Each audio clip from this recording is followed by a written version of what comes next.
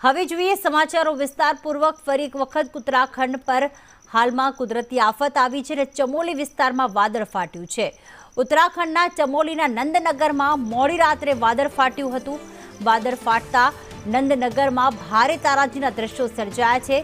પાણી વહી રહ્યું છે। વહેતા પાણીની વચ્ચે 5 લોકો લાપતા થયા છે અને 2 લોકોને બચાવી લેવામાં આવ્યા છે।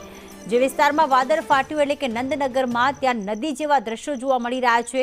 એક તરફ એક ઘર આવેલું છે જે અડધું પાણીમાં ગરકાવ થઈ ગયું છે। આ તેજ પ્રવાહમાં પાણીના તેજ પ્રવાહમાં 5 લોકો લાપતા, 2 લોકોને બચાવી લેવામાં આવ્યા છે। પાણીના ભારે પ્રવાહમાં 6 મકાનોને નુકસાન પણ થયું છે। પાણીના પ્રવાહની સાથે કાટમાળ પણ તણાઈને આવ્યો હતો।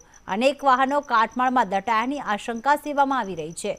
2 દિવસ પહેલા દેહરાદૂનના સહસ્ત્રધારા પાસે પણ વાદળ ફાટ્યું હતું।